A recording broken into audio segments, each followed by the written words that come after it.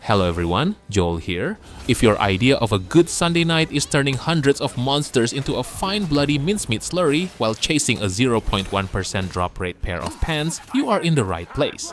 Today, we are diving straight into the absolute cream of the crop, the 15 best action RPGs you absolutely must play in 2026 if you live and breathe hack and slash.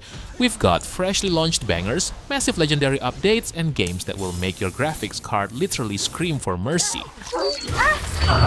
Before we go into the list, I want to give you my recommendation for some of the best deals in instant gaming right now, especially if you're tight on budget. We knew that instant gaming always give us so many crazy deals for your favorite games, like these titles for example. I mean, can you believe these prices? If you love RPGs, there's no way you never heard of these masterpieces, and to think that you can get them under $10 or even $5, it's an absolute steal. All you have to do is just click my link in the description below, start searching for your favorite games, and use the activation code on your chosen platform. By using my link, you're not only saving tons of money, but also helping me to support this channel. Alright then, let's get back into the list. Alright, let's kick things off with something that just dropped into Steam Early Access this past April, and man, it is a certified trip. Imagine if Devil May Cry had a sweaty, neon-drenched baby with a roguelite and then Ubisoft decided to publish it. Yeah, Morbid Metal lets you shapeshift in real time between 4 different killer robots to keep your combo counter going. It's ultra fast, ultra punishing, and honestly, clicking buttons this fast feels like trying to input a cheat code to get your parents back together. If you love stylish, metallic butchery and getting absolutely wrecked by boss fights while looking cool as hell, you need to check this one out. It's pure mechanical muscle memory crack.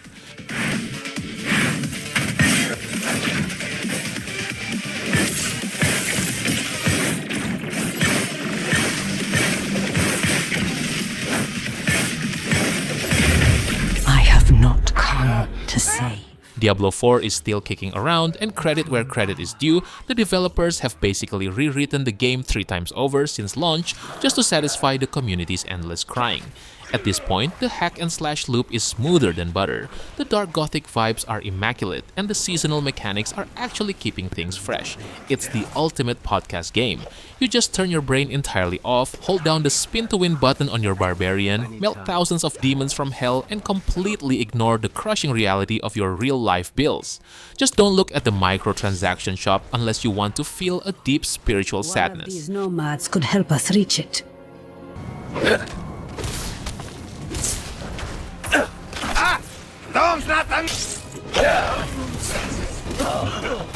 You can do better than this, can't you? Moving on, let's talk about Wuchang Fallen Feathers. Now, if you looked at Black Myth Wukong and thought, not enough dark fantasy body horror and feathered monstrosities, then boy, does China have a treat for you. The combat here is a brutal, unforgiving blend of precise parries and aggressive, limb-severing hack and slash action set in a late Ming Dynasty nightmare. The selling point? The weapon variety and the magic systems are wildly creative, letting you weave some absolutely disgusting elemental combos. It's tough, it's gorgeous, and it'll make you rage quit at least 3 times an hour, which, let's be honest, is exactly why we buy these games anyway.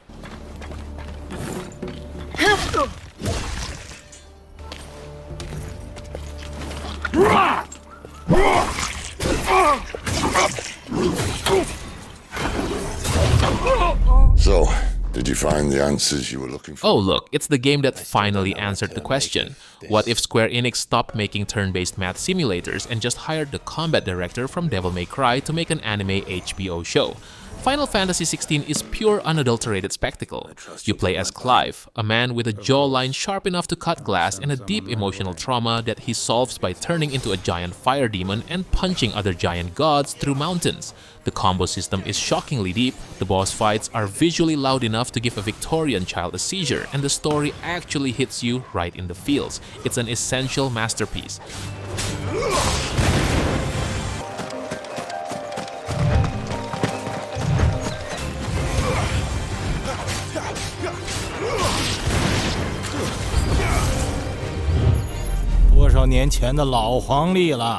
Switching gears a bit, let's look at where winds meet. If you've ever wanted to do a wall run, jump off a bamboo tree, shoot a fireball out of a fan, and then drop kick a bandit in medieval China, this is your jam. It blends martial arts wuxia fantasy with traditional action RPG looting and slashing. The combat feels incredibly light on its feet, allowing for some crazy acrobatic choreography that makes you feel like an absolute god. Plus, the world is massive and filled with weird things to do. It's chaotic, it's fast, and it's a refreshing break from the usual dark, gritty, depressing dungeons we usually crawl through.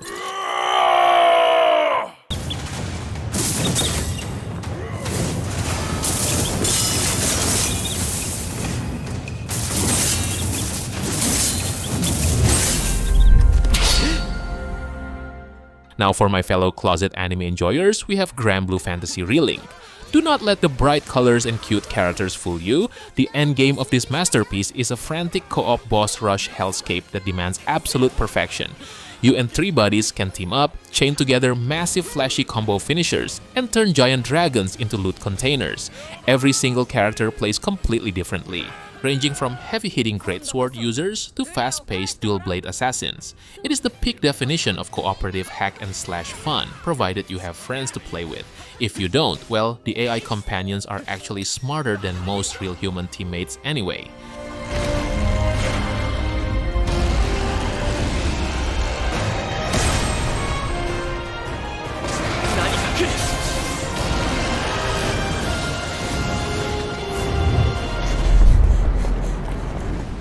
Listen, it doesn't matter that this game came out a while ago, you are legally required to play Nier Automata if you love hack-and-slash games.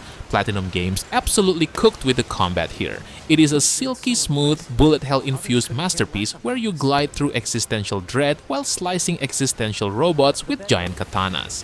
Come for the incredibly fluid combat and the beautiful soundtrack. Stay for the profound philosophical crisis that will leave you staring at your bedroom ceiling at 3 AM, wondering if your toaster has a soul. Also, let's be real, the community is still heavily obsessed with the main character's design, and we all know exactly why.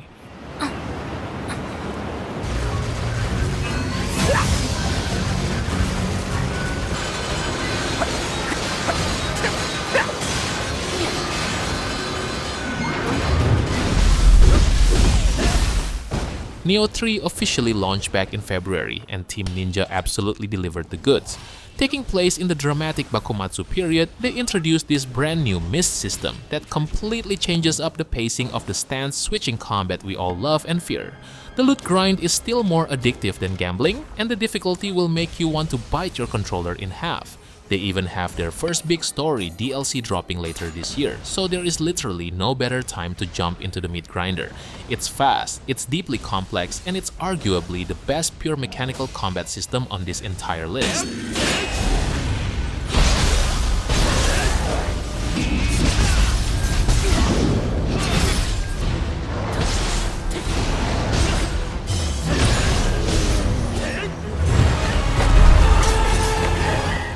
Alright, let's talk about No Rest for the Wicked. Developed by Moon Studios, the absolute geniuses behind the Ori games, this is an isometric action RPG that looks like a living, breathing painting, but plays like a violent, weight-driven street fight. Every swing of your sword feels heavy, every dodge matters, and the gore is beautifully brutal. They've been steadily dropping incredible updates to fine-tune the endgame loop, making it an absolute must-play for anyone who wants a more tactical, deliberate hack-and-slash experience. It's mature, it's dark, and it proves that isometric games can have just as much visceral impact as any third-person action title.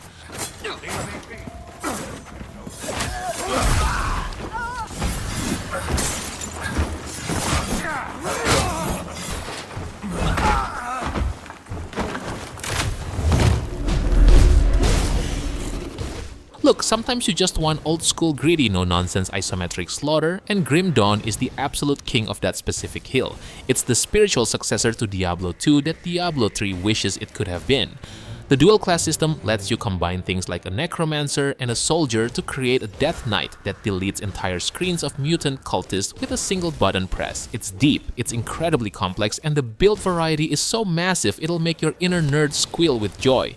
It's proof that great game design, fantastic itemization, and visceral crunch never go out of style, even years after release.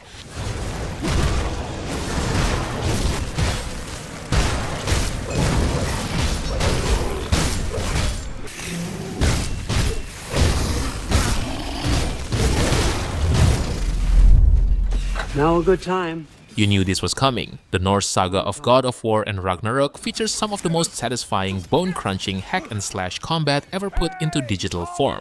The Leviathan Axe recalled mechanism alone deserves an Oscar. Slicing through Draugr, cleaving elves in half, and ripping the jaws off mythological beasts feels incredibly therapeutic after a long day of corporate middle management. It is a masterclass in cinematic violence wrapped inside a beautiful father-son bonding story where Kratos desperately tries not to commit casual decide for 5 minutes.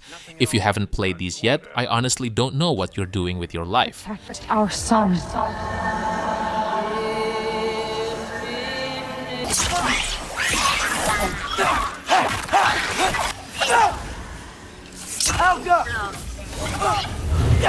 It's about your sister. Isn't that right? Alright, let's address the gorgeous high-fidelity elephant in the room, Stellar Blade. Yes, the internet went completely feral over Eve's outfits, but behind all the visual distractions lies an incredibly sharp, fast-paced hack-and-slash rhythm.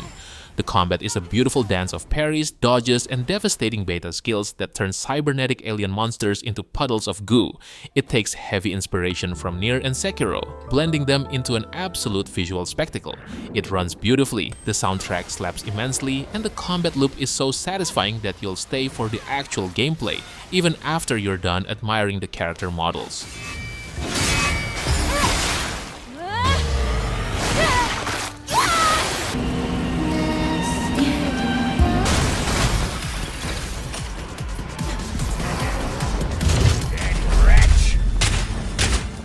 The timing on this is perfect because Path of Exile 2 literally just dropped its massive Return of the Ancients update and the new Runes of Alder League. If you thought the first game required a literal PhD in mathematics to understand the passive skill tree, don't worry, the sequel is just as gloriously complicated, but the actual moment-to-moment combat feels infinitely better.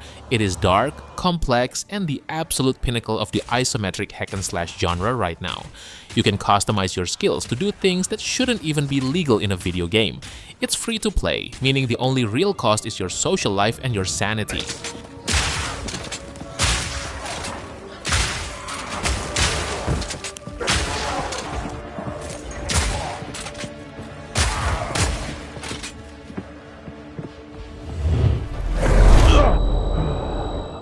Moving on, Crimson Desert launched in March and completely shattered the gaming landscape, selling over 5 million copies in its first month alone. Originally meant to be an MMORPG, Pearl Abyss pivoted to a massive single-player open-world epic, and thank God they did. The combat here is a wild, chaotic riot. You play as Cliff, leading a band of mercenaries, and the fighting feels like a gritty medieval brawl mixed with high-flying wrestling moves and devastating sword combos. You can literally tackle a dude off a castle wall, throw him into a dragon, and then ride away on a horse. It's breathtaking, violent, and absolutely essential.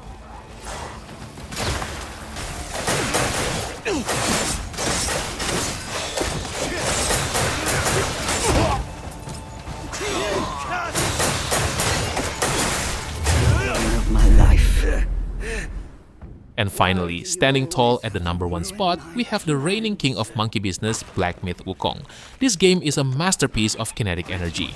Playing as the Destined One, you swing your staff with the speed of a helicopter blade, dodging boss attacks at the absolute last second, and transforming into different monsters to turn the tide of battle. It is a gorgeous, hyper-polished celebration of Chinese mythology that delivers some of the most exhilarating, fast-paced hack-and-slash combat of the decade. If you love games that test your reflexes while making you feel like a literal mythological deity, this is the undisputed GOAT.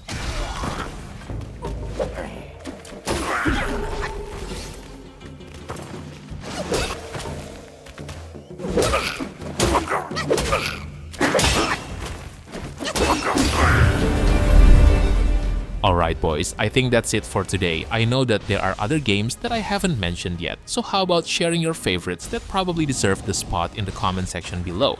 Don't forget to like the video and make sure to subscribe the channel if you don't want to miss another great list.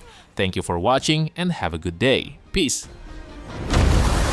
Revenant! I'll slow it down for you!